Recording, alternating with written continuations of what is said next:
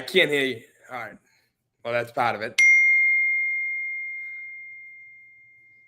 Yo, we're live? Oh, shit. What's going on, baby? Oh, my God. National champs. Can I swear? Because I'm like... Hold on. I got you. Good evening, everybody. How are we doing this evening? Thank you guys for those that are tuning in to this big game reaction show. Well, oh, my goodness. What a comeback win by the Florida Gators, being down 12. That's their biggest deficit all tournament, Tim. Tim is our resident Florida Gators fan, Floridian for life. He's up there in Boston, so that's kind of crazy. Come on, baby. Not just a fan, graduate, baby. Dude, come on. What a comeback win for the Florida Gators. And Tim, 4 points for Walter Clayton Jr. at the end of the first half. You 0 knew in the half. Well, Arthur, you there, kid? Making sure that the ball was not in his hands. That was the game plan. Do not let the ball be in Walter Clayton Jr.'s hands. And man, to come out the way he did and be able to put the team on his back as usual. I mean, we knew this was going to happen. You knew that at some point in time, he was going to come out and play exceptional in that second half.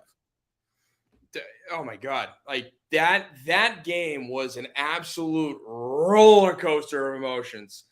And listen, I'm gonna be honest with you. I never turned the game off, but I will admit I did switch the game from my TV to my laptop and had the game on mute because I was losing my mind.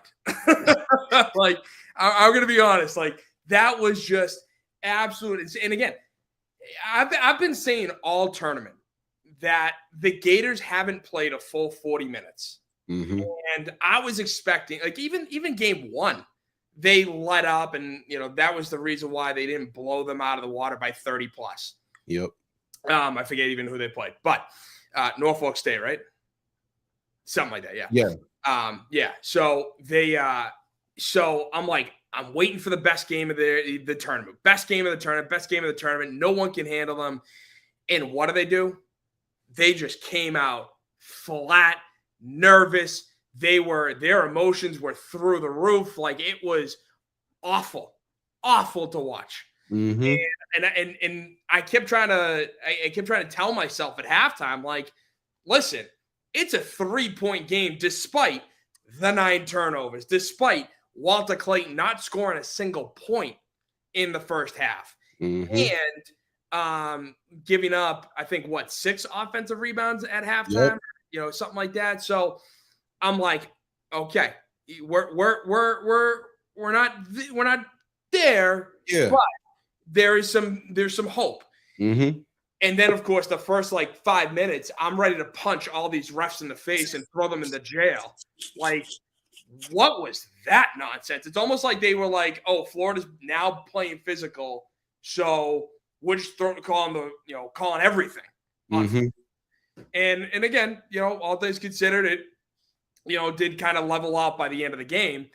But yeah, it was wildly frustrating. And like I said, I never turned the game off, but I definitely switched because I went from this misery right now, the national championship, to the misery of watching, the post 1986 season for the Boston Celtics in the new documentary that's on HBO. Yep. And of course, it's all about Len Bias and the biggest what if in NBA history. So I'm going from one misery to another just to then watch the Florida make the comeback. And not for nothing, I felt like I was watching Magic Johnson at the end of the 84 NBA Finals when he dribbled the ball out to get it into overtime rather than putting up a shot.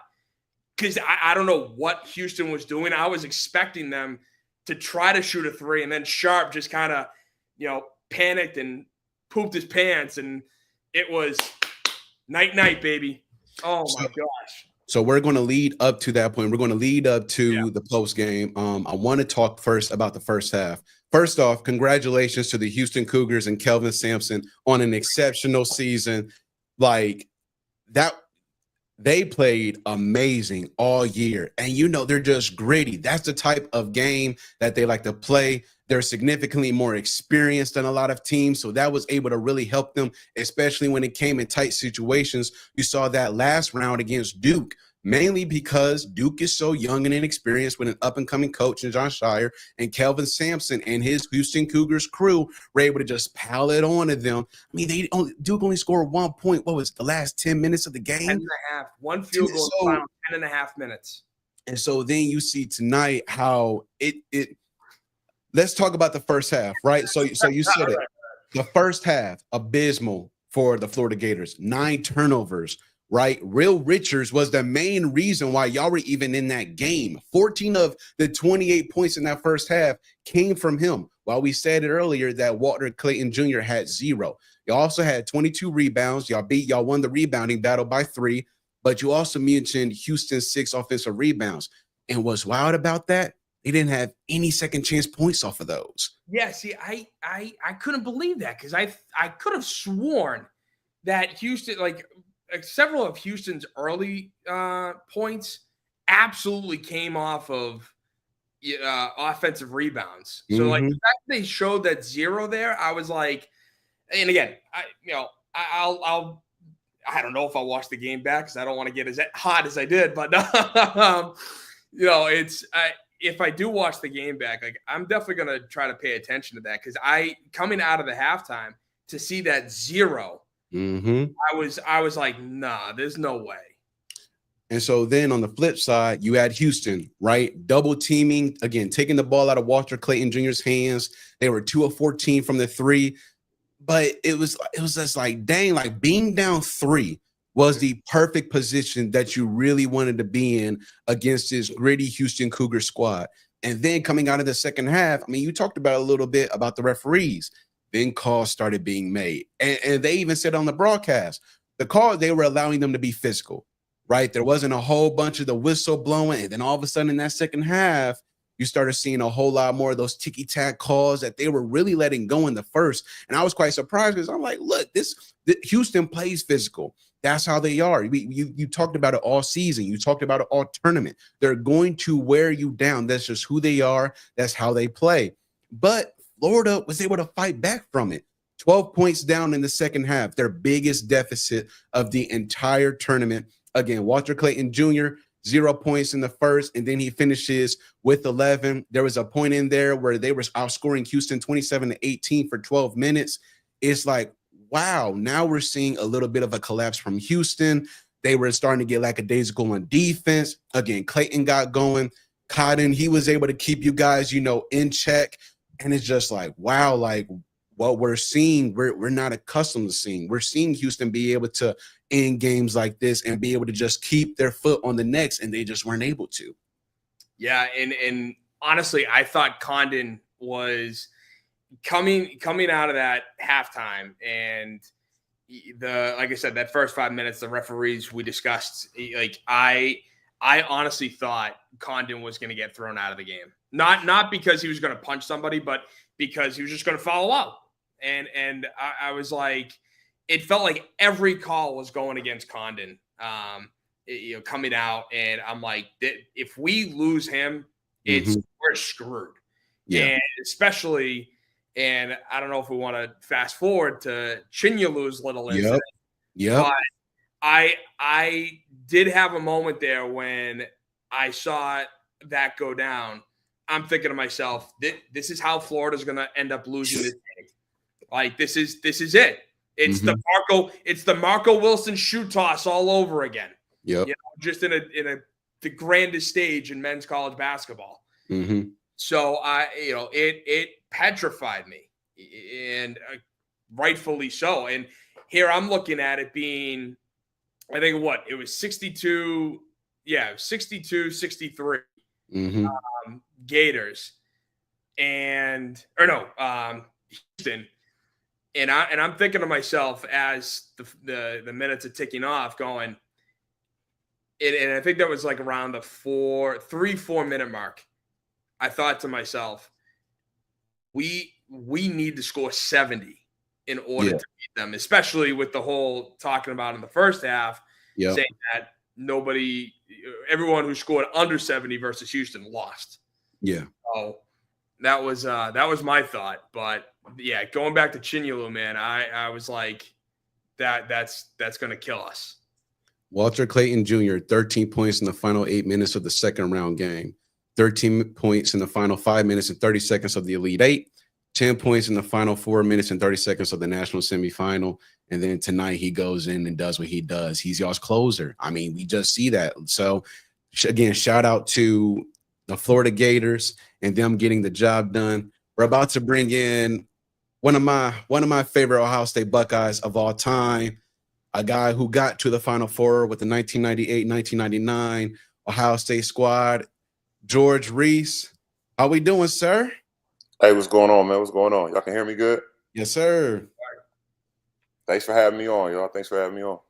Hey, man, we appreciate you for being on here. So we just watched this wild game, very exciting. You know, I thought that Houston being up 12 was going to continue to just push the gas on Florida, just continue to wear them down. And Walter Clayton Jr. did what he's done all tournament. So what are your thoughts on what you saw from tonight's game? What's the Dennis Green famous quote, man? They are who we thought they were. Like, Houston is just a rag-em, tag-em, tough, hard-nosed type of defensive game.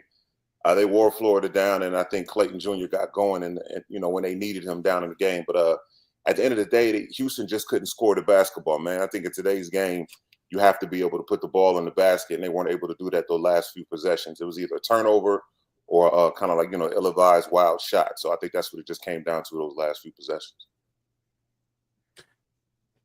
That last possession, right? It seemed like Houston had something going. They had plenty of time, right? And they got the guy that they wanted to shoot. We all know that this is going in Sharp's hand, Emmanuel Sharp's hand. Yes, LJ Cryer, he was the one that was getting going and keeping them in the game. But Emmanuel Sharp, you already know he's the guy that's going to get the ball. And then he has a little bit of a hiccup when he sees his defender coming. He shoots it. He lets the ball go. And I'm thinking, just get the turnover. Pick it back up, get the turnover. You foul, live on for another possession.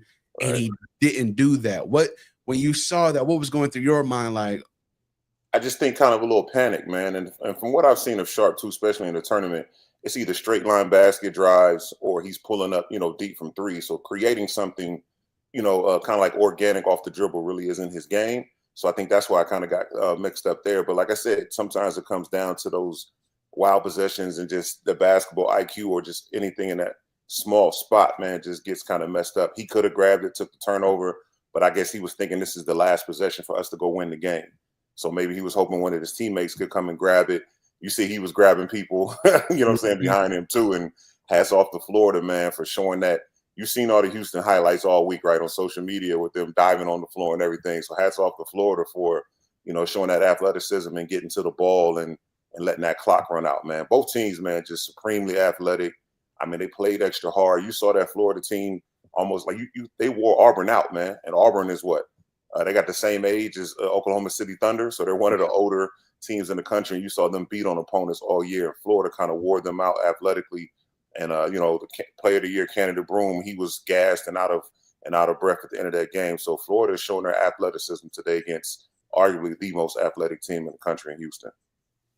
Before I let Tim go ahead and ask you a question, you've been this deep in the playoff run before, right? Final Four against UConn, the eventual champions that year. You guys lose by 6. When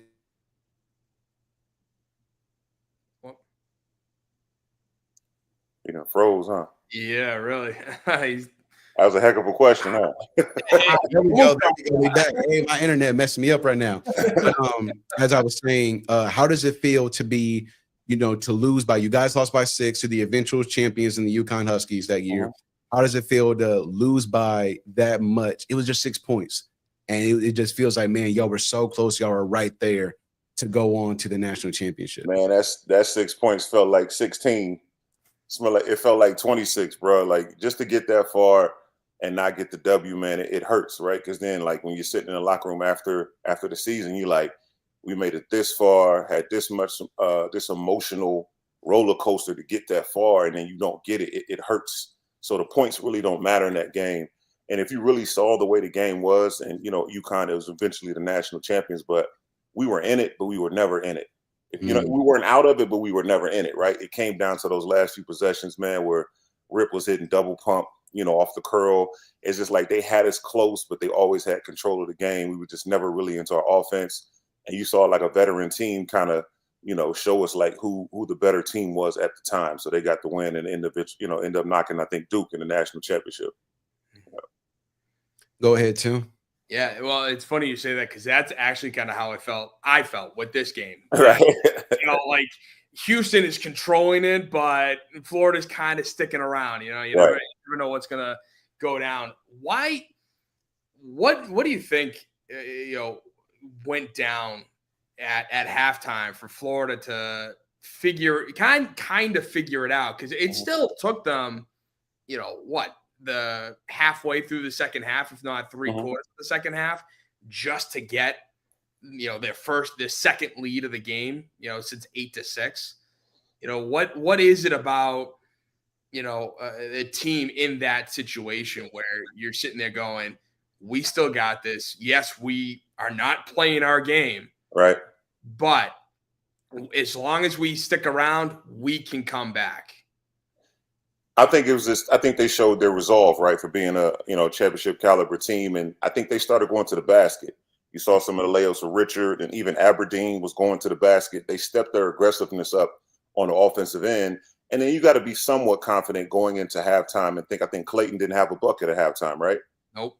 Yeah. So going into the locker room saying, look, we're down, but you ain't even gotten the books yet.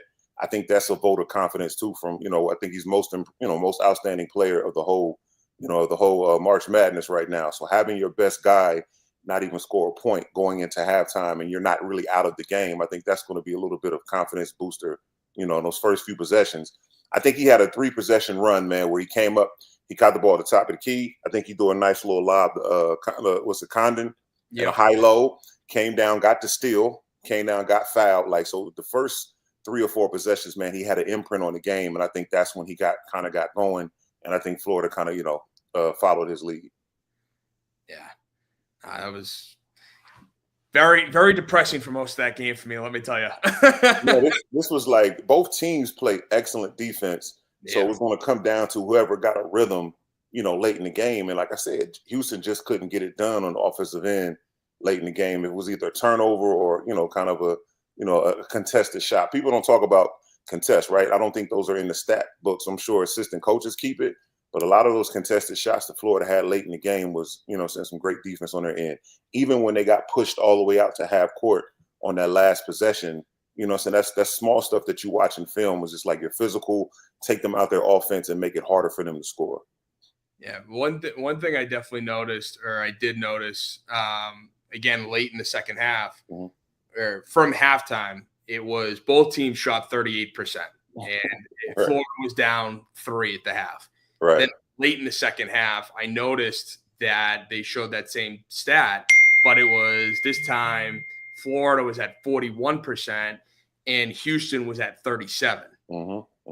And I think Florida was still down like 2 points at this point, but even still, it was like Florida's starting to figure out how to drive to the hole. Yep. And Houston still can't, make those shots like you were pointing out earlier. The fact that Sharp is best off the dribble and he can't really create for himself, and it showed at the end of the game. I think if you watch this, compared to like maybe the last 4 or 5, NCAA championships, this has not been the, more offensive, gracefully offensive games you'll see. So anytime when Florida figured out they were going to have to win this ugly and started going to the basket and been even more scrappy on the offensive end, I think that's when they kind of got back in it. And I think, like I said, Clayton hit a nice 3 off a curl. And I think, what's his name? Richard. Richard definitely was holding it down with the offensive burden and kind of leading them and scoring on the offensive end too.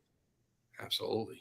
And even more so before we transition to Houston, guys, you talk about Florida, and you guys went out this offseason, Tillman got 3 transfers, right? You got Sam Alexis, you got Elijah Martin, you got Ruben Chinelu, and those guys were able to help, provide key roles and success for your team. You talked about Chinelu, who got that, technical foul, which understandable, right? Like you're emotional at that point, but you also got to remain disciplined and intact in the game. Say, look, we're at a point in the game where me bouncing this ball up because I'm frustrated isn't necessarily helping my team. And that was really the point in time where it started really getting neck and neck between the two teams, and you didn't know who was going to be able to pull it out. And so, you're, like I said, you're the Florida Gator guy. You've been watching them really all year. What can you talk about those three additions added to y'all's team that made you eventual champions and just made you different from last year? Yeah, I would say that with those guys, and not for nothing, our whole team. I mean, you had Walter Clayton. He came from Iona, lost to UConn 2 years ago, and obviously we all know what happened now. And Will Richard, both those two were football guys and decided to go play basketball, both not unranked. And they came out and balled out. But yeah, to go like Chene, excuse me, I can't even say his name, Ruben. He provided some more depth just down low that I think we needed. I mean, yeah, Condon was good, and Howe was pretty good himself, but he provided that physical presence, I think, down low that we definitely needed. And then Elijah Martin, just being that third guy that we could rely on when Walter Clayton had to sit, when Will Richard had to sit. It was good to have him there as somebody who, okay, we can rely on him to get buckets when our starters have to sit. So, I mean, it was – yeah, that was the beauty about this team, and it was something that I saw just the other day. I forget if it was on Twitter or Instagram or X now. I always say Twitter. That just going all the lists of all the guys and the fact that, what were their rankings coming out of college? Oh. And it was wild to see. I think Florida had the most underrated team, of the Final Four. But it was just, these guys, I think this team, Todd Golden, he did a hell of a job, not only just coaching these guys, making the adjustments throughout the tournament, because Florida were outside of game one versus Norfolk State. It was a game after a game after a game. We did not have one single relaxing game all tournament except for game one, what it should have been.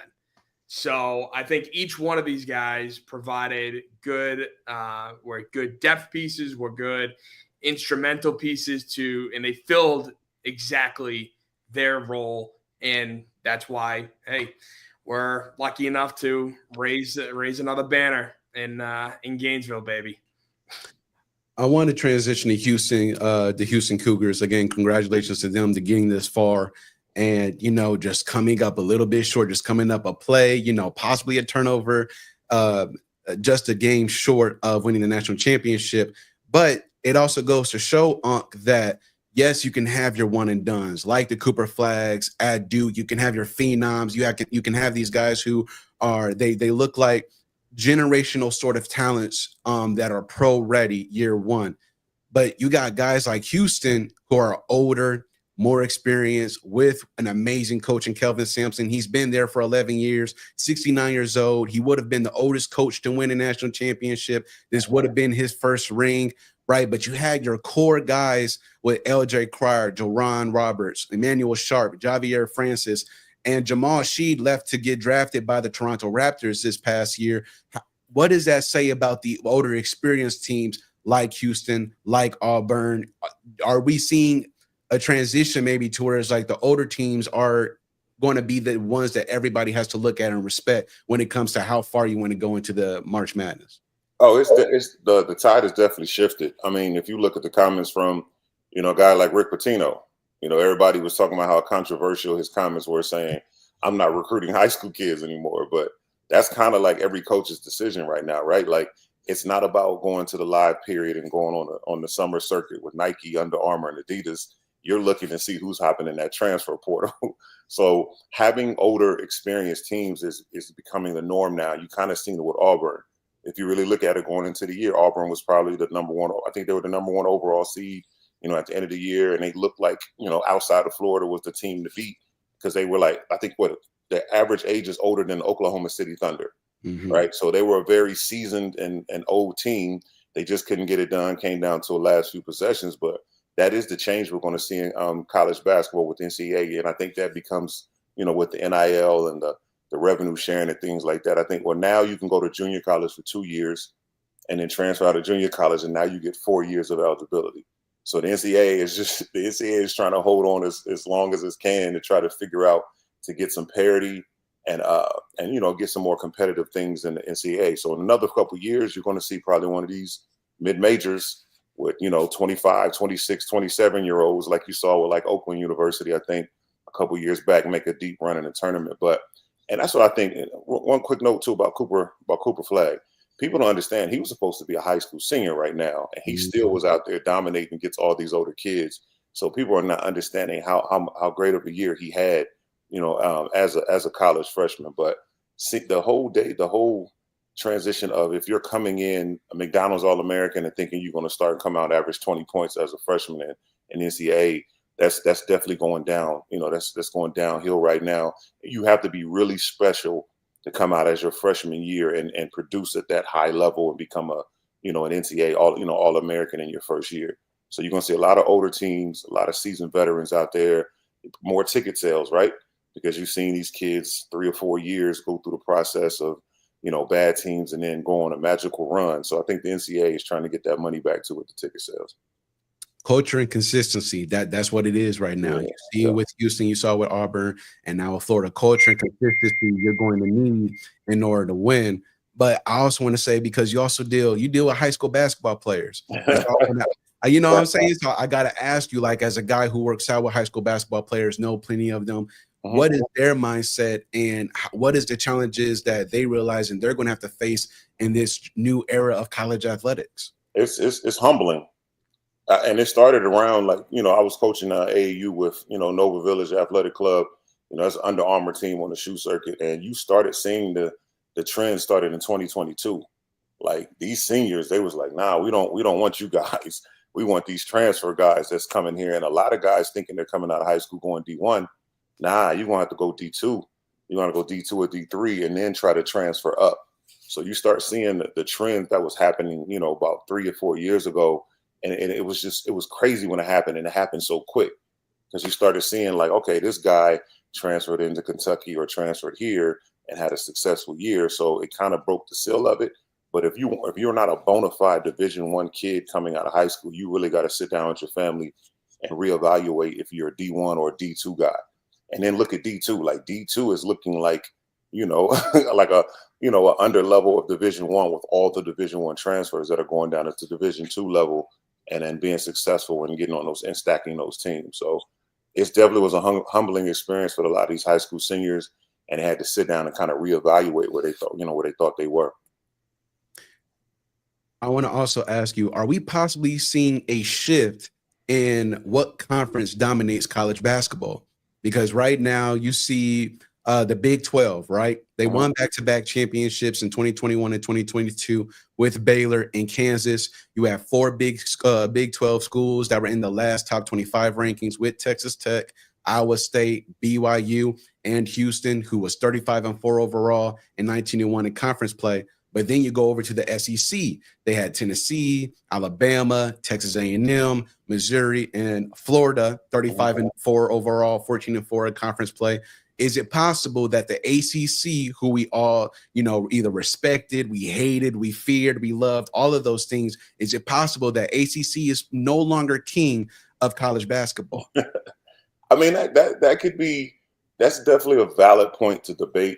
I think if you look at the traditions of ACC, you look at the coaches, if you look at the ego, you look at the swag, if you look at the bravado of some of those coaches, they're probably not adjusting very well to the NIL, adjusting very well to having to go get these transfers or these junior college kids.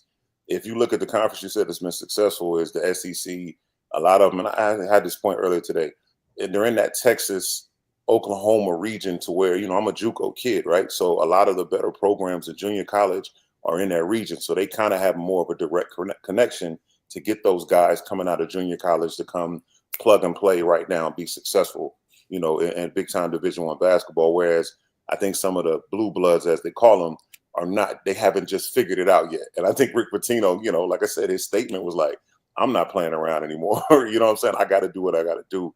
And I think a lot of those historical programs in ACC are still feeling like we can come in here with 3 All-Americans, freshmen, and think we can compete. And I think, was that Kentucky the other year when they had DeJuan Wagner, DJ Wagner, and they had like 3 or 4 McDonald's All-Americans, and then they got smacked like first to second round. So I just think they're, the ego, and they're holding on to their own formula.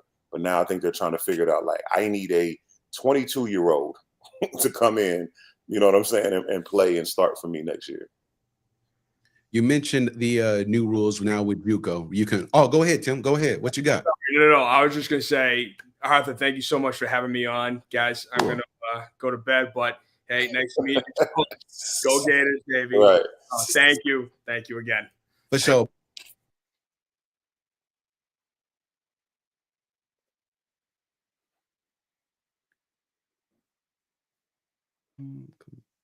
Sheesh, this internet man is trying to kick my behind. Right. But now you talked about the JUCO rules, right? Where you get 2 years of JUCO eligibility, and then you get to go on and have your full 4 years of college. What are the pros and cons that you possibly seen come out of that? I mean, I think physically, right? Just physically, probably you got 2 years, and if anybody that's played in JUCO, they know JUCO is the grind, bro. It's the grind. Like, it's not easy. You got a lot of guys, in some in some compromising situations, man, it's their last shot. You see Last Chance U with the documentary. So junior college basketball is coming, it's similar, where they have all these teams and guys are fighting really for their last, chance at getting a basketball scholarship after they leave. And I feel like it's rougher. And you get 2 years to, get stronger and get more experience. And then now you're coming in as a freshman. So just imagine, I got 2 years experience in a Texas or an Oklahoma or Illinois JUCO, one of the better programs, right, in the country. And then I'm already 3 steps ahead of, this young, fresh high school senior who hasn't been on a weight program, who doesn't understand the pace of the game and doesn't understand the physicality of the game. So just it's giving people a leg up. So if I'm a coach, I'm looking at it like, you can't take the risk of this 6'9", skinny, athletic project coming out of high school. You're gonna have to get this 6'7", 230, athlete. He has the IQ, and he's strong and knows how to play the game.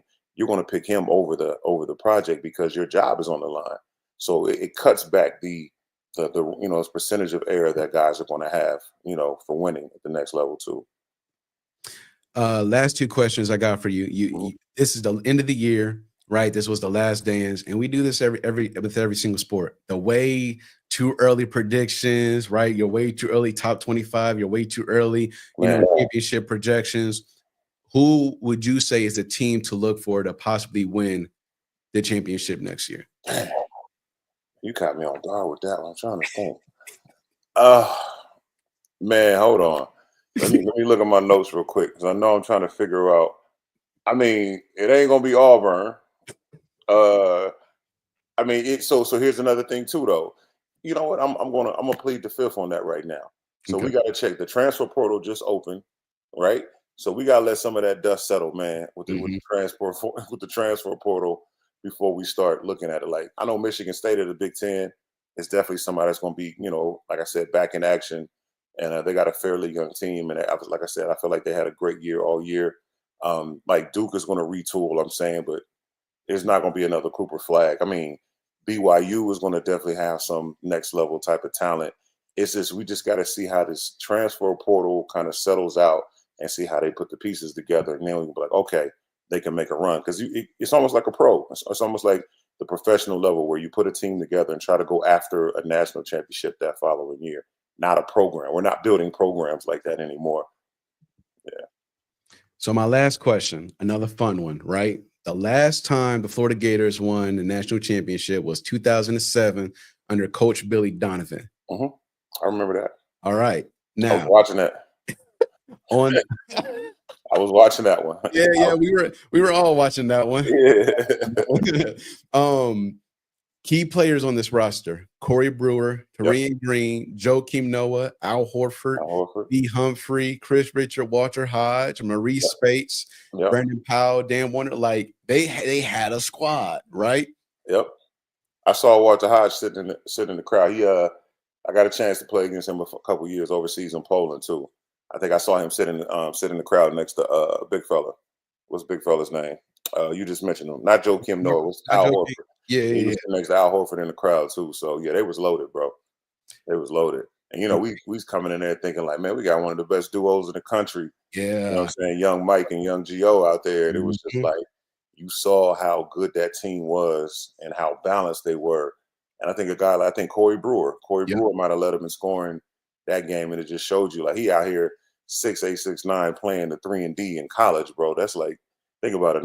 Most programs, he's at the 4 or 5 man. He was out there on the wing with those twin towers and everything they had going on, man. So that definitely was one of the better teams. And I think the football team might have won that championship that year too, right? Because I think, if I'm not mistaken, I think that might have been Florida winning the football and basketball, one of those back-to-back years for the basketball team. Yep. So didn't they beat Ohio State? Is that the year they beat us? I'm pretty sure. That might have been the same year they beat us. Ted Ginn ran it back, the kickoff return for the first game. But I don't have my dates right. But I think that was around that same time. I think we won football and basketball. I think we lost to Florida in both. Yeah, the mid 2000s was it was a fun time for Ohio State Buckeye fans, right? Especially basketball. But then there's those times where it was just like, right, yeah, all right, Florida, man. A little bit. I think I just saw the stat too. They just had a quick stat on the TV before it went off. It was like 3? I think that's their third football and basketball championship. And I think out of UConn, I think they're one of the only teams outside of UConn in the past 20-something years that has 3+ championships. So, like I said, Florida is definitely respected, but it doesn't get the hype as some of the other blue bloods. Kind of not considered a blue blood, but one of those big time programs. If you look at like Ohio State, Texas, that have top notch football and basketball programs. So if we were to set a game up between the 2006, 2007 squad and this year's Florida Gators team, who you taking? Oh, that's easy. Yeah, I'm taking that 06, 07 squad. I feel like a lot of people, including myself, would. Yeah. You see how if you thought like what's his name? If you thought Condon and all those guys is out there running around athletic and kind of challenging every shot, just imagine like Joakim Noah and Al Horford out there, man, and a whole nother. Like I said, Corey Brewer running around on the wing at 6'8", 6'9" is, that's next level. So they had kind of like a professional style type team, in college. And like I said, and they play hard. And that's what you kind of see too, though. Like the Florida teams play really hard. Well, Uncle George, I want to say thank you for coming on.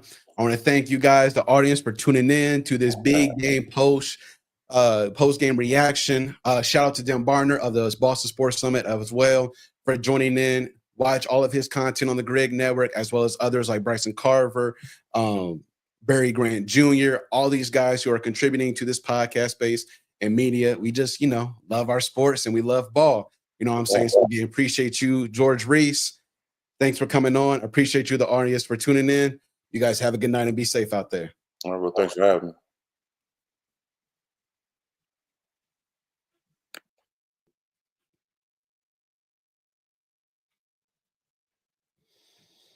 me.